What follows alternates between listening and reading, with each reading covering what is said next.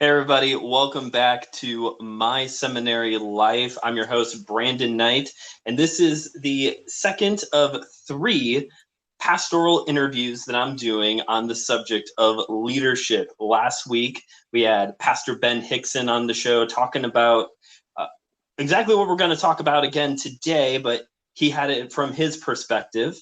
And today, we're going to have already back on the show. He was on the show back in early September. Pastor Will Rose. Pastor Will, welcome back already. Thanks. I appreciate it. Yeah, I have thoughts on leadership. So I appreciate you picking my brain and heart about the subject. Sure, of course. I think every pastor, I would imagine, has some type of opinion on this. I hope so. Yeah. So they're kind of in the leadership position. Also in the studio with us today is producer Cooper. So producer Cooper, oh, that's pretty good. That Is works. producer Cooper. Yeah. So if you do hear some crying in the background, it's okay. It's just lunchtime. So Pastor Will, I know you talked about this a little bit last time. So you were on the show to talk about preaching from the common lectionary and liturgy and the church calendar and all the stuff that's normal in your Lutheran setting. And you talked about how you are a parish pastor. For those who are dropping in for the very first time, could you just very quickly again recap for us what is a parish pastor? Yeah. So I have a church, a congregation, a parish, kind of old school language wrapped around that. A parish, kind of a territory of um, a congregation. We're Holy Trinity Lutheran Church in Chapel Hill, North Carolina, and so we have a fixed location. We're not in a house as a house church or a mission church out in the field somewhere, although all churches are mission churches, but we have an address and a phone number and a website and a property that we own here in Chapel Hill, North Carolina that has two buildings on top of it. And so that is our context, and we have around 500-ish members on our church rolls that claim us as their church. And then we have around, COVID has made everything kind of blurry, but we have about 250 people that engage with our worship service on a weekly basis, kind of our average worship attendance in person and then live streaming. And then, so yeah, that's our parish. We have, and then of course a campus ministry attached to it because we're located kind of on the doorstep right beside University of North Carolina. And so we have a campus ministry as well. But we're a congregation that's a part of the Evangelical Lutheran Church in America in North Carolina. And that's our context for ministry, a congregation, a parish.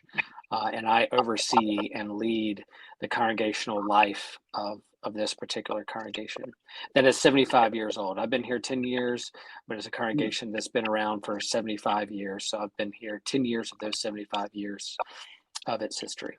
And hopefully when I'm gone, whether I take another call or I pass away into the Lord's eternal bliss, whenever that is, that the church will continue after me and call another pastor to be parish pastor to lead this congregation in ministry. Okay, all right. One of the so this is in fulfillment of a paper I have to write for my class, Leadership 101, and one of the it has a fancier name than that, but that's what I'm calling it. And one of the things I'm excited about is I've got three different pastors lined up, two in two different types of contexts, but all in different leadership positions. So you're the parish pastor, kind of overseeing everything. Ben, who was on the show last week, or in last week's episode, he's the campus pastor, so he's specifically over one of many locations of a series of churches in this area.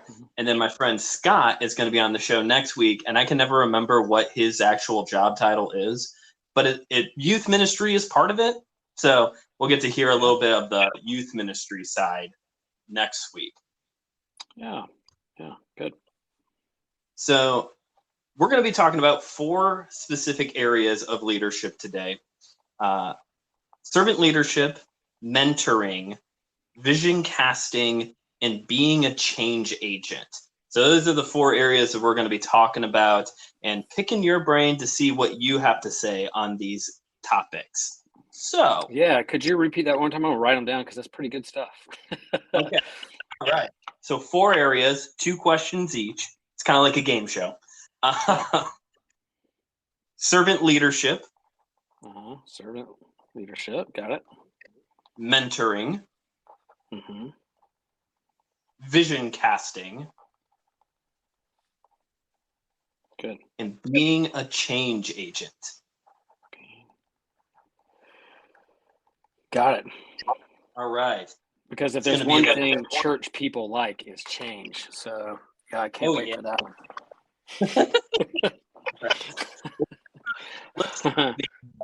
a less debated area.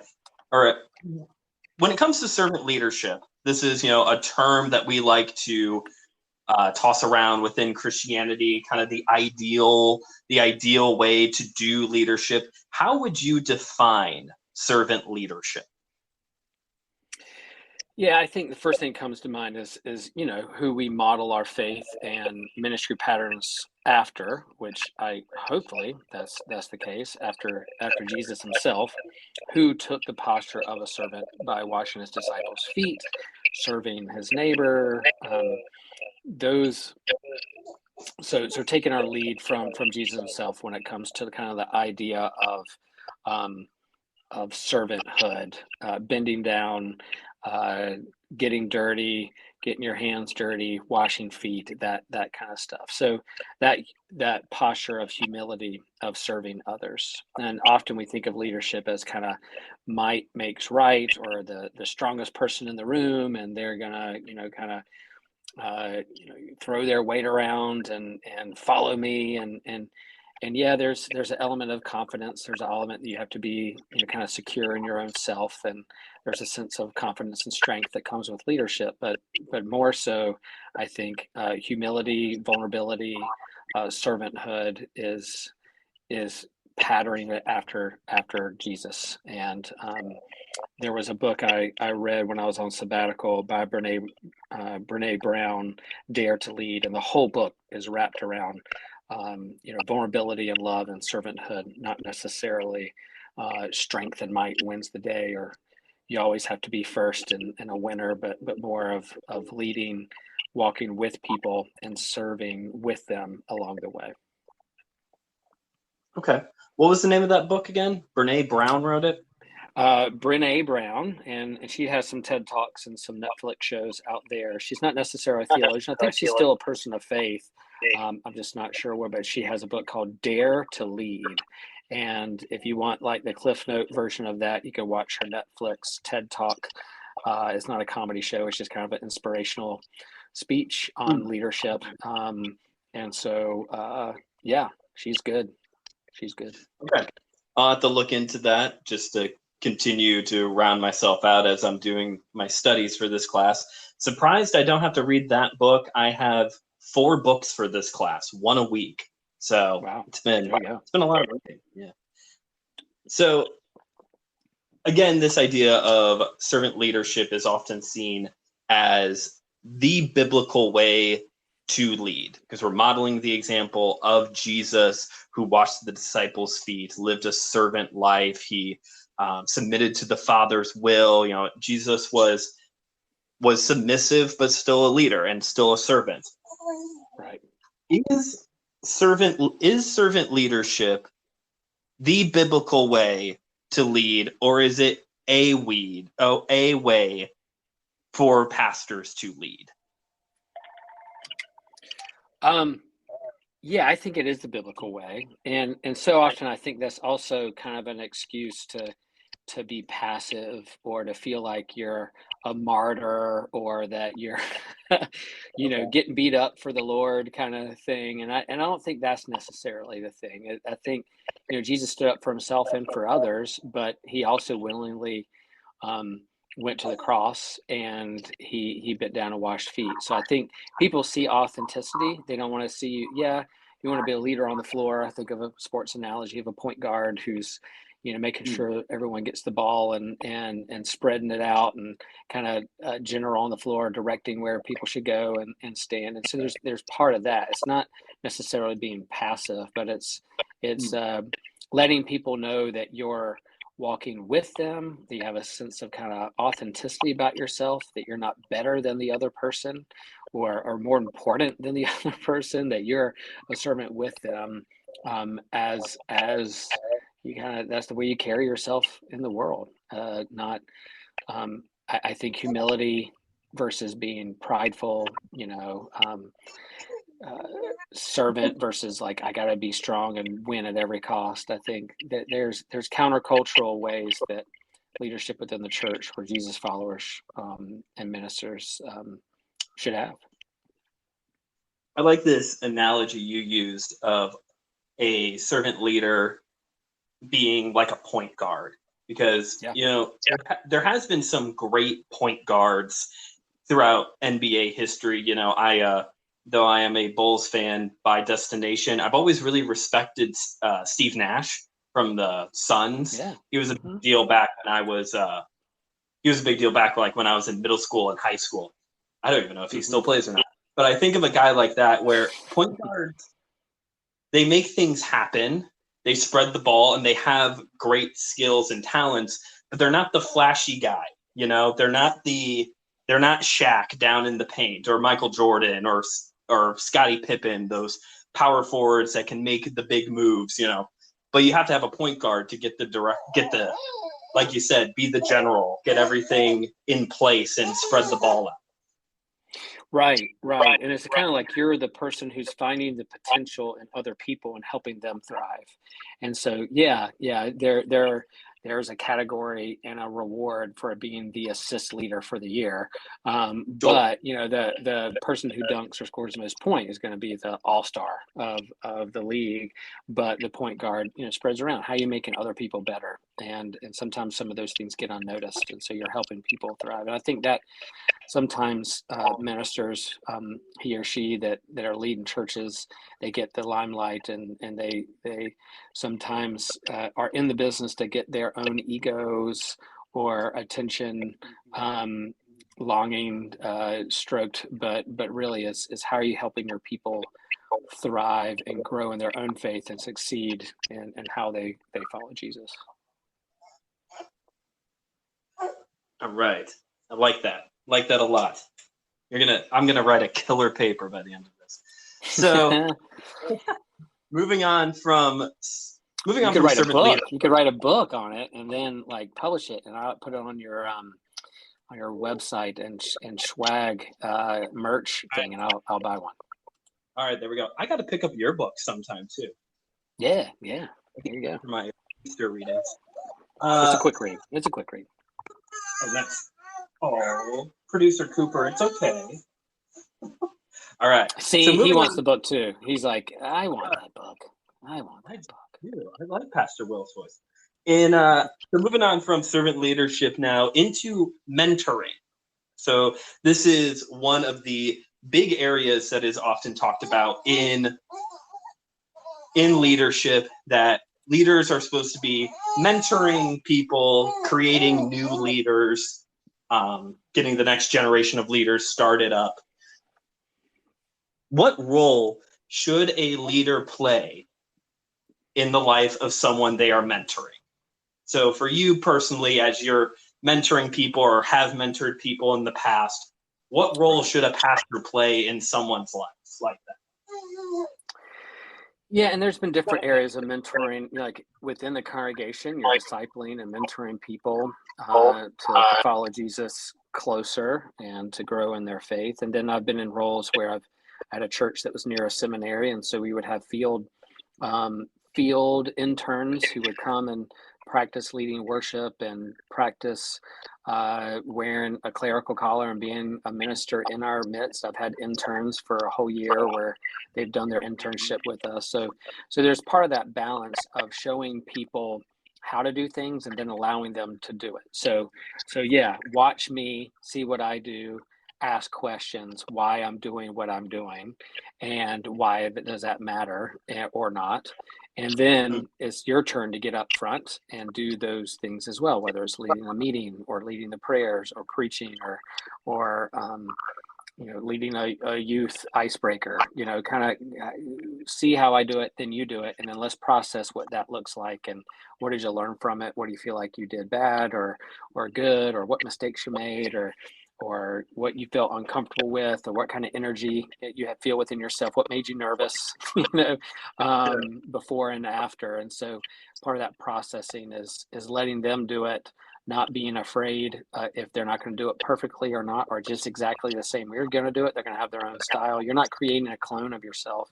Again, you're helping the other person thrive in the gifts that they have. So yeah, I'm an extrovert and I love youth games. They may be an introvert and hate icebreakers. So they're not going to do that as much, whereas I'm always thinking about how to make it into a game and an icebreaker, no matter who I'm with. So, but that might not be their jam. They might do other things better.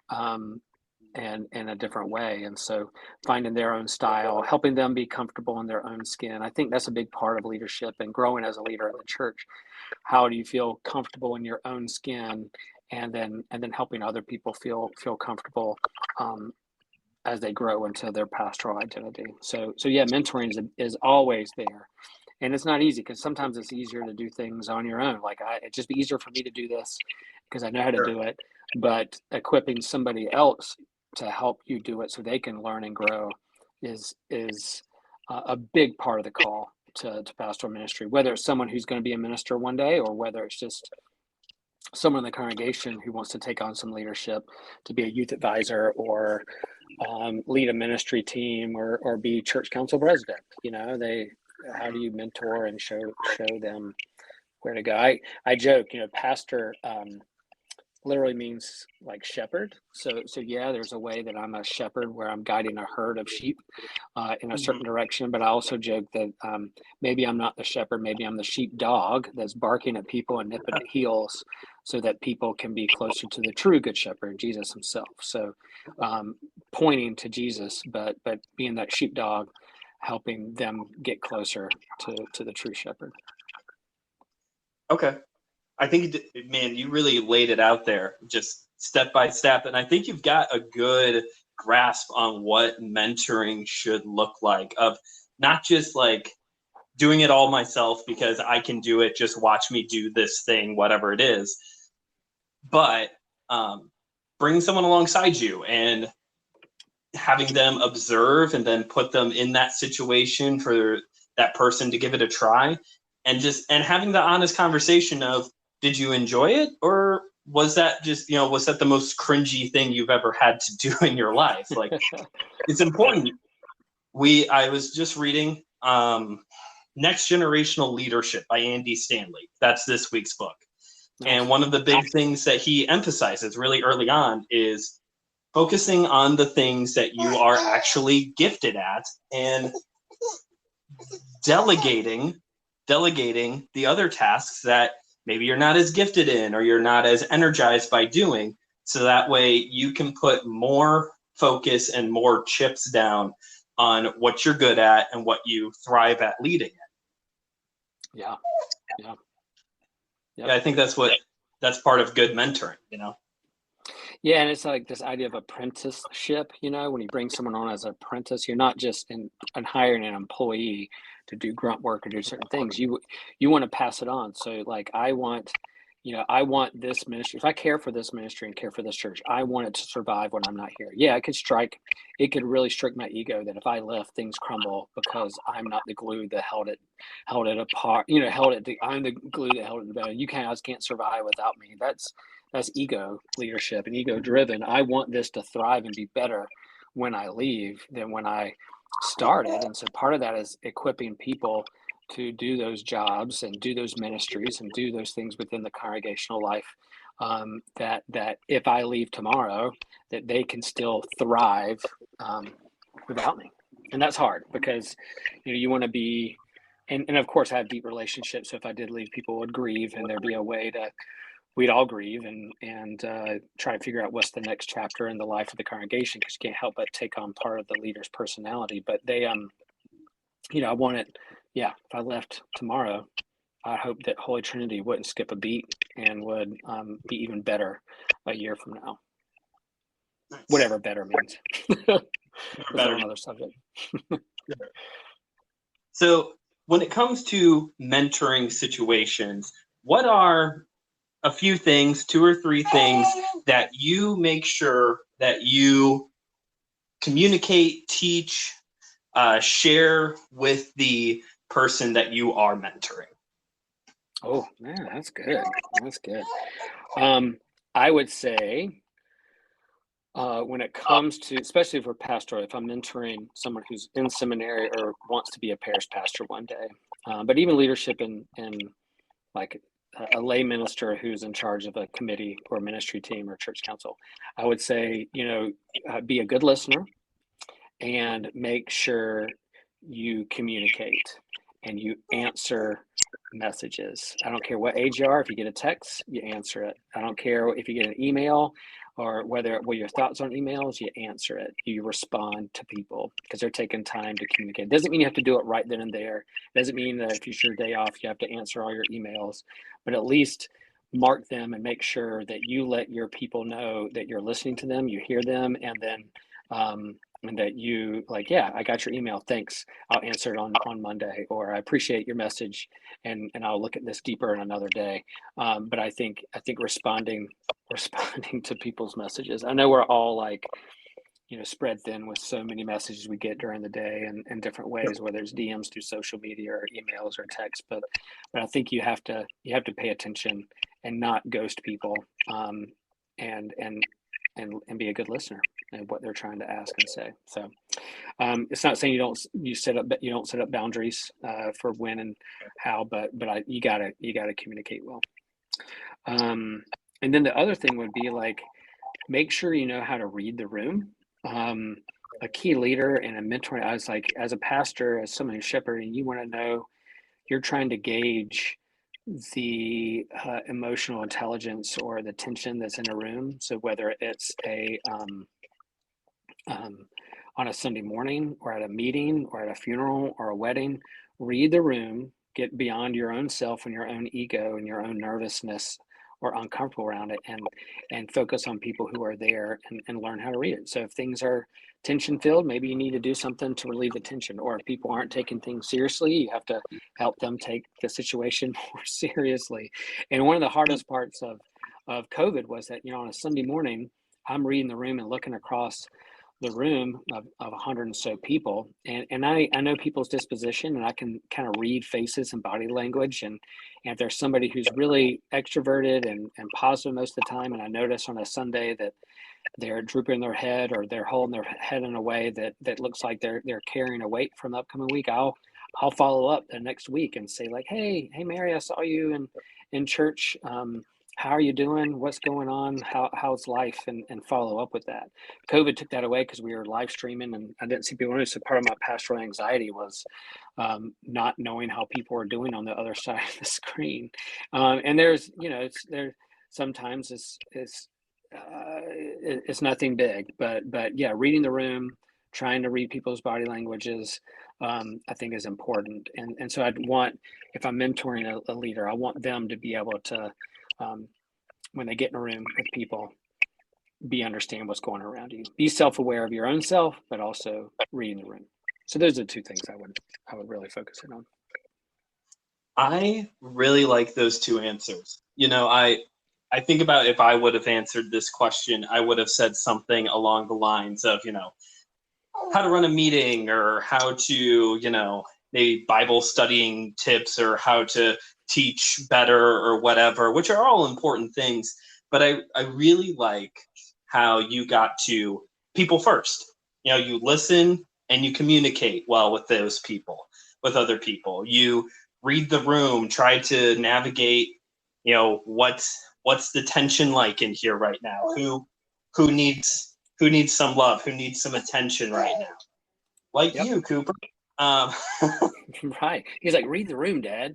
Read the room. No, Yeah, because I think experience in leading Bible study, in leading meetings, even if you're not great at it right at first, that's going to come with experience. And the more you lead and the more you understand, it's like teaching any craft.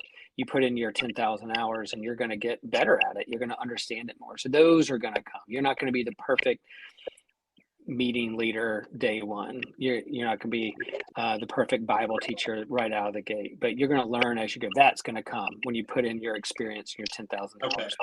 But at the beginning, if you focus on people first and creating good habits of how to manage your calendar, manage your time, manage how you respond to people, and read the room and understand people that you're entrusted with, then that's going to take you a long way. From the beginning, you're going to get that kind of relationship credibility and that will carry you in your ministry, and people will trust you. Relationships are built on care and trust, and so how are they going to trust you as a leader? And they want to know that you're invested in them. Again, that's not saying that you have to forget yourself or not set boundaries, because that's a whole nother conversation that's important for pastoral leaders. But I think from the get-go, that's what I press. All right. Yeah. I like that a lot. So one of the other key areas of leadership is casting a vision for your church. This is one of the other books I had to read was Bill Hybels' Courageous Leadership, which he really emphasizes having a vision. It's a big thing for him in the book. Right. How did you arrive at the vision that you have for your church in the context it's in? Yeah, well, I think at first you spend time getting to know your people in context before you set the vision. Yeah, when you're interviewing, they were like, what are your values, and what do you hope that this congregation could do? If you were going to be a pastor here, what would you do in the first 100 days? All that stuff. And that there's general terms that you can, and general values you can live into and say, this is what I hope our congregation would be. But I think the first year you're in a congregation, you need to spend a lot of time listening first, and really getting to know the people so that you understand your context. And then you create the vision from there. So you have your own vision of what general ministry is for any context of how to follow Jesus and be a servant, and the important aspects of the gospel. And there's universals across the board. Yep. We're all sinners that are in need of redemption. And there's good news with the life, death, and resurrection of Jesus. That's the vision.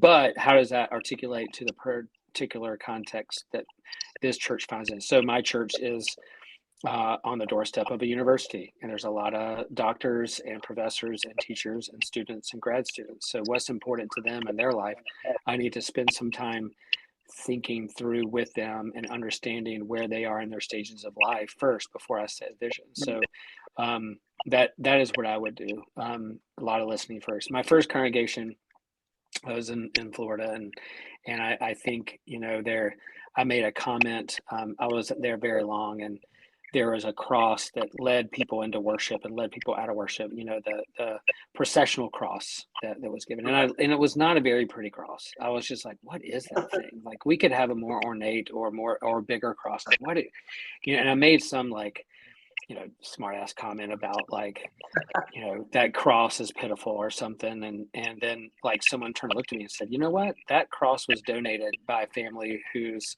son committed suicide. And I was like, oh, I was like, okay, if I would have known that story, or if I would have asked a different way, hey, what's the story behind that cross? Why do we have that cross in worship? That particular one, someone would have shared the story. And I'm like, okay, that was given in honor of this kid that committed suicide. And I wouldn't have made a comment. I would have understood it had a beauty from a different angle. So, those kinds of things have taken time to listen first and learn people's story for at least and I've had some of your professors tell me, don't change anything in the first year. Even if there's some practice that you think is stupid, or, you don't believe that American flag should be in the sanctuary, don't go them in guns a-blazing.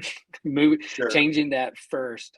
Take some time to get to know people, let people trust you first, then set the vision. Don't change the worship times or how many times you have communion the first week you're in the pastor's chair. Take time to listen of why they do what they do, and then set the vision, and then think through with them and help them take ownership. I think that, yeah, it might be your vision to have communion more often, or do a different worship time, but let other people be invested and take ownership with that too, so that they feel like they're a part of the decision. That's some really good advice, not to change things within the first year that you are there. I've been given that advice before too from other people in ministry. And you talked about, even if it's something that you think or you really believe that needs to be changed, to take it slowly still. I had a friend, he was a pastor of a Christian Reformed church for 10, 12 years, and he did not they had a very pro America church service, very Christian nationalism like service Right. right before the 4th of July. And he did not like that. He did not agree with it. But he spent, I think he said 3 or 4 years of slowly changing things, processing things, learning, asking questions, like you said, until they were able to move away from that type of a service every year. So Yeah, and there's some in the interview process when you're getting to know people. There may be some of the question you may ask them is they're asking about you, but you're like, hey, what are some things that you think are important, tasks and goals that you want as a congregation? If you could change one thing, what would it be? And it's not a hard and fast rule. They might be like, hey, we're ready to change and do a contemporary worship service next week. Will you help us shape it? Okay, cool. Let's do it. That from the get go. But as a whole, do more listening than pushing your weight around or saying, I just got out of seminary, I know all theological truths, and I'm gonna do this or that. That's not gonna fly with folks, especially if they have a long history of being. Now, you're doing a mission church, you're starting from scratch, you're bringing people together. Yeah, you have that creative process of shaping what you want from the get-go, but most of the time you're going to go in a congregation that existed before you and will exist after you, and so you have to have that self-awareness that you're not the savior, you're not the one who's going to save them. They've already been saved by Jesus, and you're just one piece in the puzzle of their hopefully long life as a congregation. Nice. All right, so vision casting, don't make any big changes within the first year. Listen, ask questions. You talked about ownership, making it feel like everybody has ownership of what this vision is. It's not just you pounding on the door of this is what we're doing now. Have you ever been in a ministry situation where there was no vision, and how did that go? Yeah, I think definitely in transition. I've always been a part of congregations that have had some history and have a vision and already have kind of a self-understanding of who they are and what their gifts are, and you kind of help them discern that. And part of the call process of going to a congregation, they're doing that work before you get there.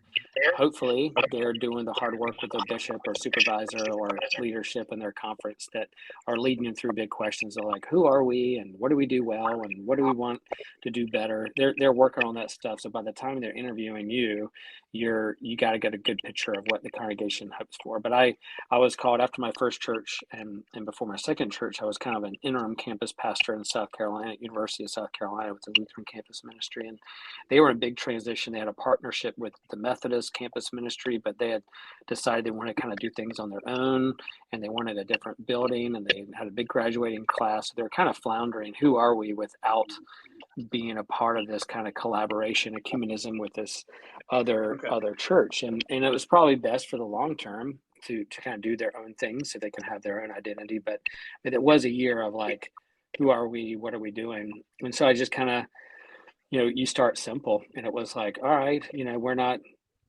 the 100, 200 member parachurch Campus Crusade for Christ down the road, but we got a good 15 people here who are trying to figure out what they want to be when they grow up and want to take their faith seriously. So let's have some conversations of what that looks like. So you just kind of start simple. So that's what I did. You start from scratch. What's our mission?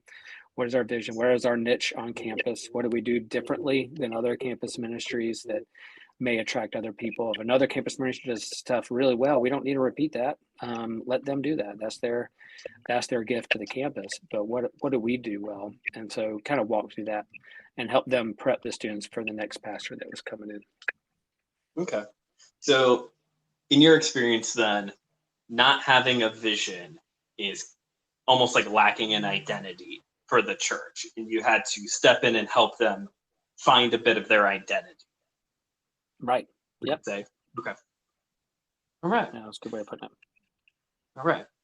Well, now it's time for our third and final area of leadership, the one that you highlighted right back up at the beginning that, yeah, not too many people like change, but being a leader means that you have to be a change agent, or that you are trying to change things, whether it takes, a couple years, couple months, whatever it may be. You're looking to make changes. How have you been a change agent in your ministry? Yeah, I mean, I think there is this balance. Well, there's the old jokes like how many Lutherans does it take to change a light bulb, and then the people ask, change. So there why would we do that? But I think there's a balance of, you want church to be a place where people feel safe and comfortable and catch their breath in a very busy, unstable world. So you want them to feel like they're having a Sabbath. You feel like they're catching their breath. There's a lot of nostalgia wrapped up with church, your favorite hymns and, memories of times past and your grandma and your parents. And, so all that is, it's like being a Star Wars fan. You want the stuff that really made you a fan to begin with, but you also want a new story to be told. But there's a fine line of toxic fandom. They're like, no, it's not like the exact same one I just saw, or it's too much like the one before. So it's right. Very similar in other circles. Church is the same way.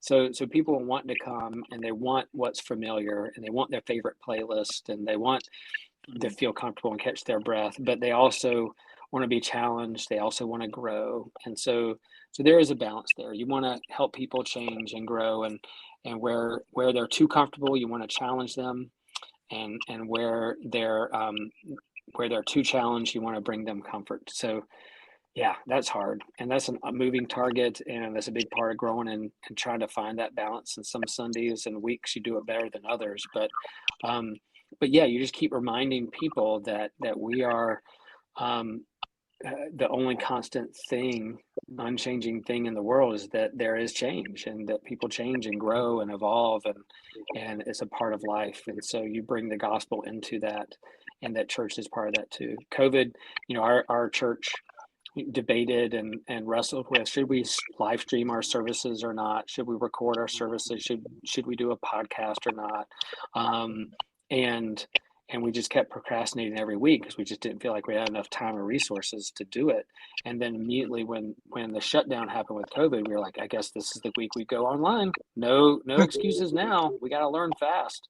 And we did. So that made it happen. We were forced into that. And I think we do it pretty well. And we have a good online community as well as in person. And so that change happened. So I think people don't like change. They like nostalgia. They want security, but you also want people to grow. So my job as a pastor is to comfort the afflicted and to afflict the comfortable, and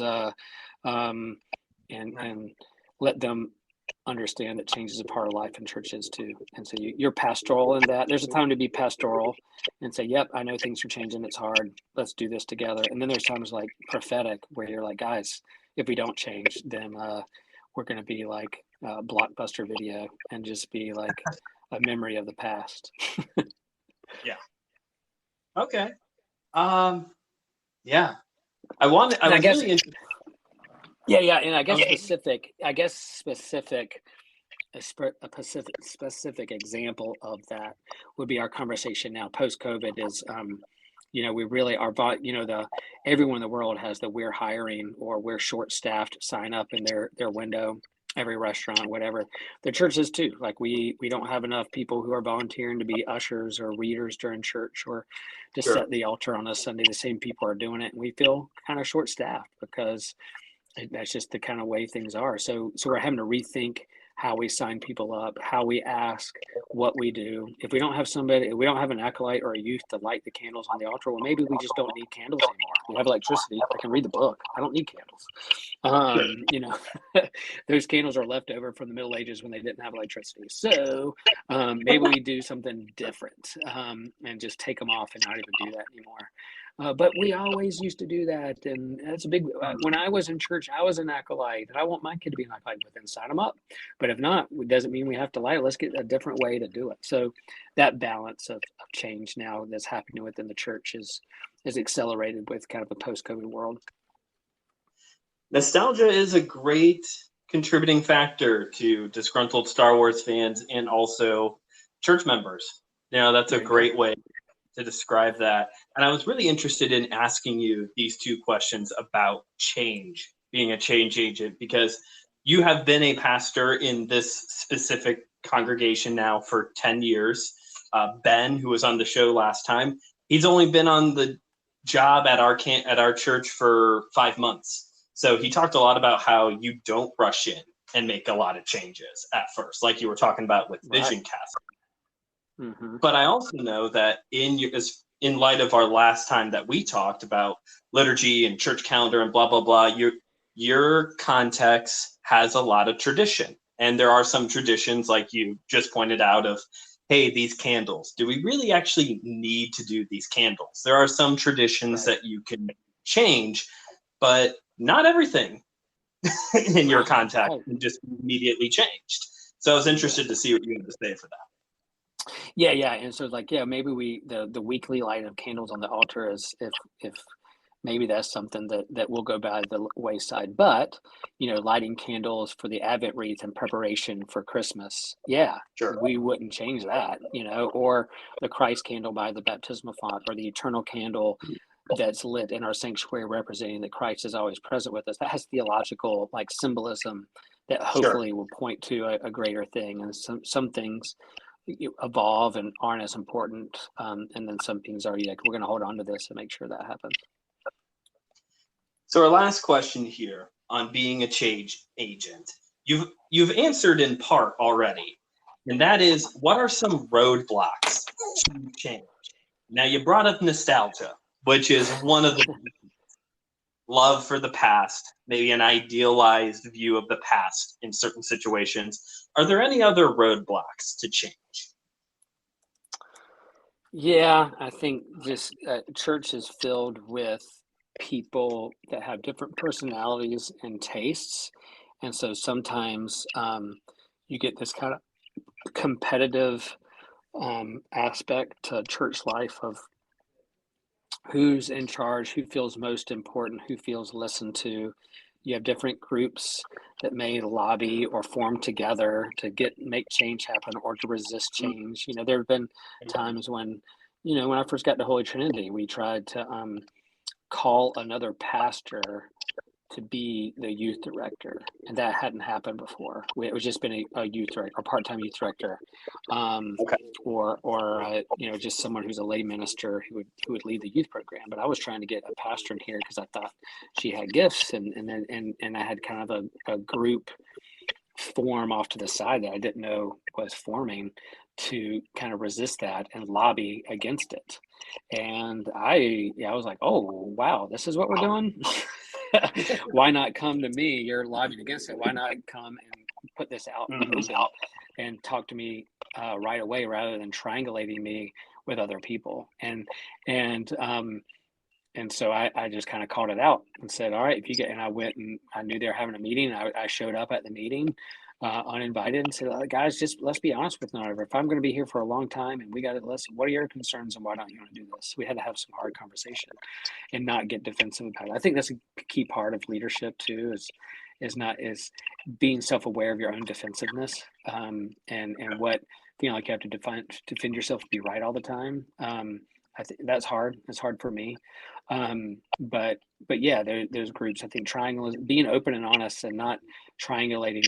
Instead of talking to my youth director, Holly, I'm going to go talk to another person about her so that they will talk to her. Like, why not just talk to her first? Don't triangulate. Just go to the person face to face, and do that. I have funny story when I was taking my art in the Lutheran church, when I was going to seminary, before I went to seminary, they wanted me to take a psychological exam, just make sure that I'm stable. They had a psychologist come in and give me, this exam, and I was nervous about it, but I knew I was stable enough that I was going to be fine. Nobody's Sure. perfect, but they're going to help me see things. But right when I went to get the grade of the psychological exam or to review what it revealed, the first thing the psychologist said, he goes, this test shares that you can sometimes be defensive. And I went, no, I'm not.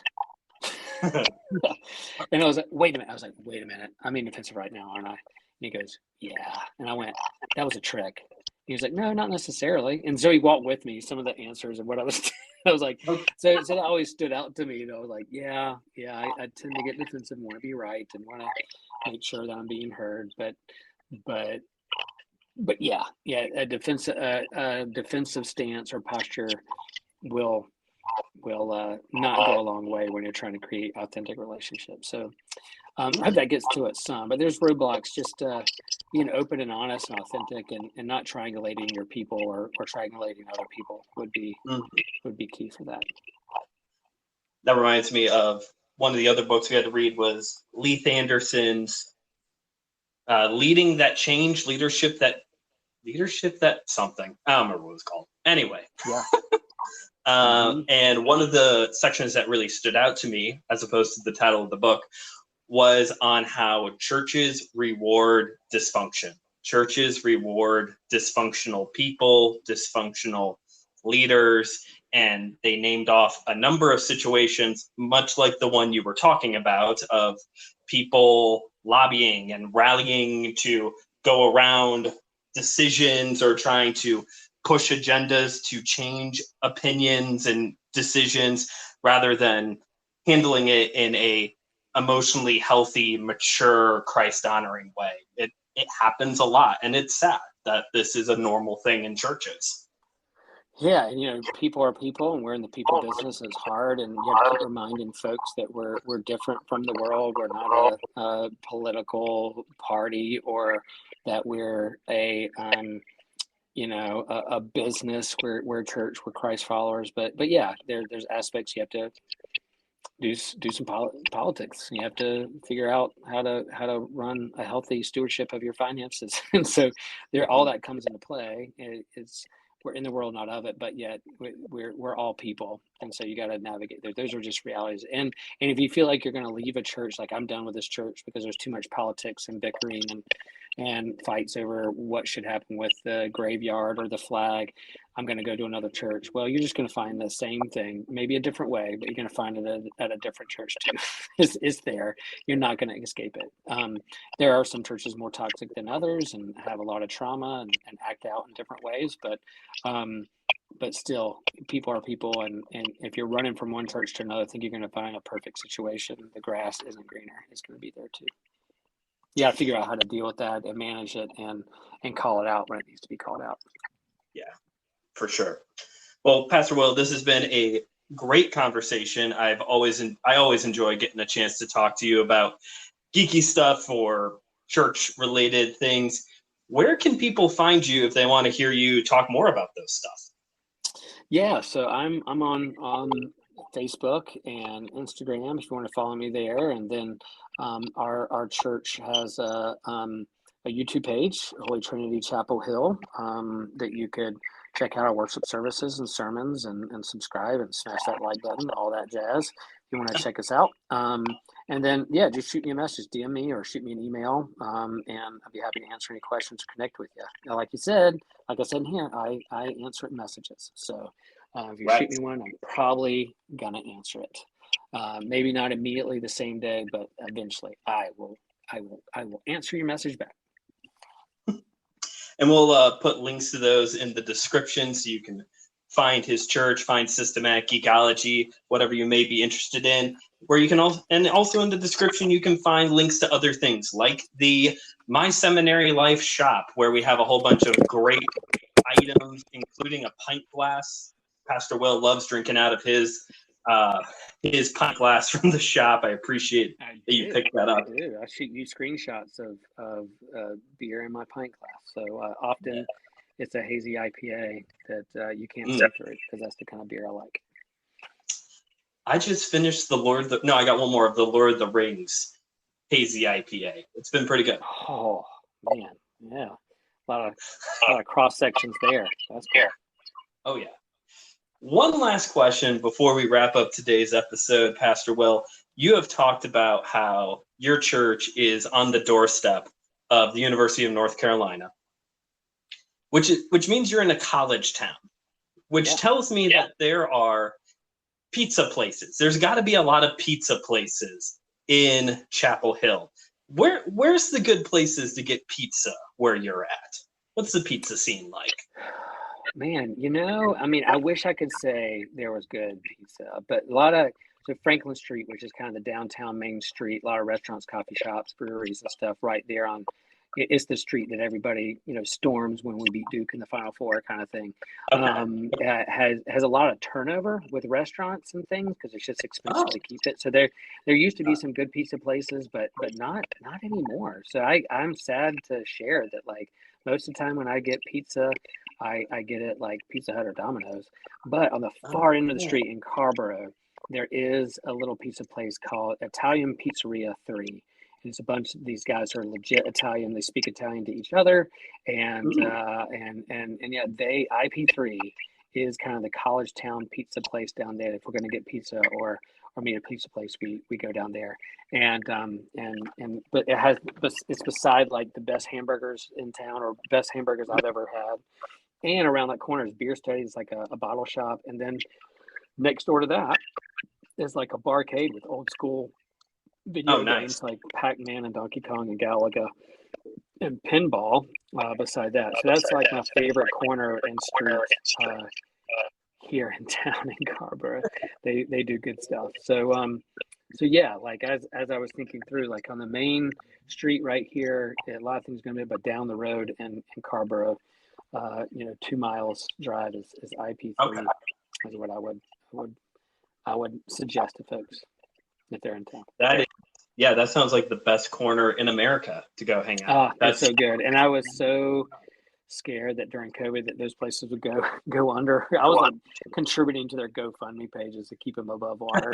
I was making offerings, offerings to those places. So please stay open. Please stay alive.